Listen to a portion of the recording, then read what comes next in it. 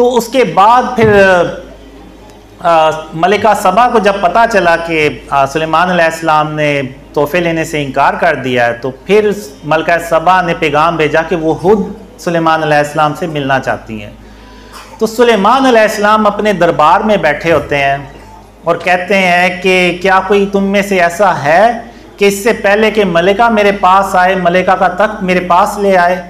तो जिन्नात में से एक कवि हैकल जिन्न उठता है और कहता है कि आप इससे पहले कि आप अपनी सीट से जगह से उठें, मैं उसको आपके पास ला हाजिर करता हूँ और मैं ईमानतदार भी हूँ। अब एक शख्स, कुरान में एक शख्स का जिक्र है, वल्लाह आलम वो एक आम शख्स भी हो सकता है, कोई भी हो सकता है। तो वो सुलेमान अलैहिस्सलाम से कहता है कि मैं आपकी आंख के झपकने से पहले पहले मलिका का तख्त आपके पास ले आता हूँ। तो सुलेमान अलैहिस्सलाम ने जब मलिका का तख्त अपने सामने देखा तो वहाँ पे सुलेमान अलैहिस्सलाम ने कहा कि ये मेरे परवरदिगार का फजल है कि मुझे आजमाए कि मैं अल्लाह का शुक्र अदा करता हूँ या कुफरान नेमत करता हूँ। और जो कोई अल्लाह का शुक्र अदा करता है तो अपनी ही जान के फ़ायदे के लिए अल्लाह का शुक्र अदा करता है, और जो कोई नाशुक्री करता है तो मेरा परवरदिगार बेनियाज है, कर्म करने वाला है। तो यहाँ पे आप देखें तो सुलेमान अलैहिस्सलाम अगर चाहते तो वो हवाओं को खुद हुक्म देते थे और वो हवाएं मलिका का तख्त ले आते, लेकिन सुलेमान अलैहिस्सलाम ने यहाँ पे शायद ये देखना चाहा कि क्या अल्लाह ने ऐसा इल्म किसी और को भी दिया जैसा इल्म उनके पास है। तो जब सुलेमान अलैहिस्सलाम ने देखा कि एक आम दरबारी के पास भी ऐसा इल्म अल्लाह ने उसको दिया है कि वो भी मेरी आंख के झपकने से पहले तख्त को ले आया, तो उनके दिल में कोई कीना, कोई बुग़्ज़, कोई ऐसी चीज़ नहीं आई, बल्कि उन्होंने अल्लाह का शुक्र अदा किया कि जो इल्म अल्लाह ने उनको सिखाया उस पे उन्होंने अल्लाह का शुक्र अदा किया। वरना अगर आज आप देखें तो बड़े बड़े उलमा इन ड्रीम्स की मुखालफत क्यों कर रहे हैं? वो इसलिए कर रहे हैं कि एक ऐसे शख्स को अल्लाह ने ख्वाब दिखा दिए हैं कि जिसकी ना दाढ़ी है ना कोई नेक अमाल है, तो ये चीज़ उनसे जो है ना वो आप कह लें कि हज़म ही नहीं हो रही। तो अब यहाँ पे अगर कोई बादशाह या कुछ और है तो वो तो यानी इन लोगों की तरह के कोई होता तो वो तो यही कहता कि ये तो मेरी बादशाहत को चैलेंज कर दिया है, ये तो कल को अपनी सल्तनत बना लेगा और ये कर लेगा। लेकिन सुलेमान अलैहिस्सलाम ने अल्लाह का शुक्र अदा किया। तो हमें अल्लाह के नबियों से सीखना चाहिए, उनकी सुन्नत से, कि जब उनके दौर में भी ऐसे वाक़यात होते तो वो अल्लाह का शुक्र अदा करते थे, ना कि कोई कीना और बुग़्ज़ रखते थे। इन उलमा को भी जब पता चला इन ड्रीम्स का तो वो उन्हें अल्लाह का शुक्र अदा करना चाहिए था कि अल्लाह ने जो इल्म उनको अताफ़ किया वो उसी में खुश हैं, लेकिन वो उन्होंने पता नहीं अजीब अजीब बातें करना शुरू कर दी। तो बहरहाल अब जब मलिका सबा जो हैं वो सुलेमान अलैहिस्सलाम के पास पहुंची तो उससे पहले सुलेमान अलैहिस्सलाम ने उनके जो तख्त है ना उसमें रद्दो बदल कर दिया कि देखें कि मलिका सूझबूझ रखती है या सूझबूझ रखने वालों ना रखने वालों में से है।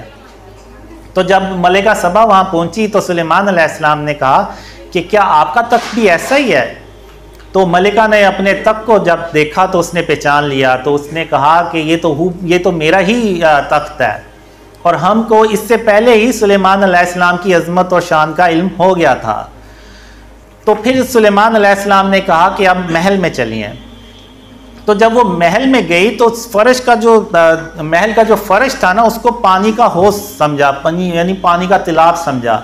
तो अपने टांगों से कपड़ा ऊपर, पिंडलियों से ऊपर कपड़ा कर लिया। तो सुलेमान अलैहिस्सलाम ने कहा कि ये ऐसा महल है जिसके नीचे भी शीशे जुड़े हुए हैं। तो अब यहाँ पे जो मलिका सबा ने वर्ड यूज़ किए वो भी उन पे भी ज़रा गौर करें।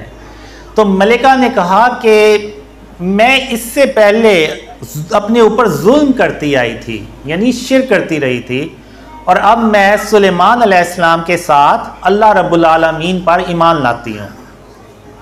तो अब ये जो वाक़यात हैं ये अल्लाह ने सुलेमान अलैहिस्सलाम का एक ही वाक़या ऐसा बयान किया। अब हो सकता है पता नहीं कितनी कौमों पे सुलेमान अलैहिस्सलाम ने ऐसे ही चढ़ाई की और उनको शिर्क से मना किया और उनको मुसलमान किया हो, तो अब जो अल्लाह ने जो मेयार बनाया तो वो भी जो है ना शिर्क की बेस पे बनाया, और उन्हीं शिर्क की बेस पे ही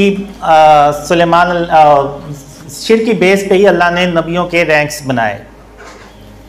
अब आगे सूरह काफ को देखते हैं। तो सूरह काफ में अल्लाह ताला ने इरशाद फरमाया है कि वो चंद लोग थे जो एक जालिम बादशाह के आगे खड़े हो गए और उस जालिम बादशाह से कहा कि ये जो तुमने बातिल खुदा बनाए हुए हैं, इनका वजूद अल्लाह को ना आसमानों में मिलता है ना ज़मीन में मिलता है, और उसको शिर्क करने से मना किया। तो उस बादशाह ने बजाय इसके कि उन असाबे काफ की बात सुनते तो उनको कत्ल करने के लिए प्लान बनाया। तो अल्लाह ने भी तदबीर की और उनको गार में ले गया और 309 साल तक तकरीबन गार में सुलाए रखा और अपना एक मौजज़ा बनाया। और कुरान में ये मौजज़ा जो है ये बहुत ज़्यादा डिस्कस होता है। बहुत उलमा, इवन सूरह काफ का तो हदीसों में ज़िक्र है कि हर जुमे को इसको ज़रूर, और इसकी जो पहली 10 आयत हैं वो दज्जाल के फितने से बचाती हैं। और आप यहाँ भी अंदाज़ा लगाएं कि यहाँ पे अल्लाह ने इनकी कोई नेक अमल का जिक्र नहीं किया कि वो बहुत नमाज़े परहेजगार थे, दीनदार थे। नहीं, अल्लाह ने यहाँ पे भी शिर्क के ऊपर जब उन्होंने स्टांस लिया तो वो फिर अल्लाह ने उनका जिक्र किया कुरान में और उनको अपना मौजज़ा बना दिया। और 309 साल के बाद जब असाबे काफ उठ खड़े हुए, तो अगर हम भी बहुत ज़्यादा थके हुए हो ना, तो कोई 15-16 घंटे सोएं तो हमें भूल जाता है पिछले दिन के क्या हुआ था। लेकिन आप देखें यहाँ पे कि 309 साल सोने के बाद वो उठते हैं, और वो उठते हैं तो सबसे पहले ही ये कहते हैं कि बेशक हमारा परवरदिगार आसमान और ज़मीन का मालिक है और उसके सिवा हम किसी को माबूद समझ कर नहीं पुकारेंगे, और अगर हमने ऐसा कभी किया तो हम बेअक्ली की बात करेंगे। और इन लोगों ने अल्लाह के सिवा और माबूदों को बना लिया है, और ये उनके बारे में खुली दलील क्यों नहीं लाते? यानी उनके पास कोई दलील नहीं होती सिवाय इसके कि क्योंकि हमारे बाप दादा इनको पूछते आए तो इसलिए हम भी पूछ जाएंगे, लेकिन वो अपने दिमाग को ये इस्तेमाल नहीं करेंगे। फिर आप देखें हज़रत लुकमान का अल्लाह ने ज़िक्र किया कुरान में। उनका भी अल्लाह ने कोई इस तरह से बयान नहीं किया कि वो बहुत इबादत गुजार थे, परहेजगार, बहुत इबादतगार थे। वहाँ भी अल्लाह ने उनकी जो क्वालिटी बयान की तो वो यही बयान की शिर्क के ऊपर, और उन्होंने अपने बेटे से कहा कि शिर्क कभी मत करना, शिर्क तो बहुत बड़ा जुल्म है, इन्न शिर्क लजुल्मुन अजीम। और यही बात अल्लाह को पसंद आई और अल्लाह ने सूरह यानी उनके नाम से एक पूरी सूरत उतार दी, यानी सूरह लुकमान के नाम से पूरी सूरत उतार दी।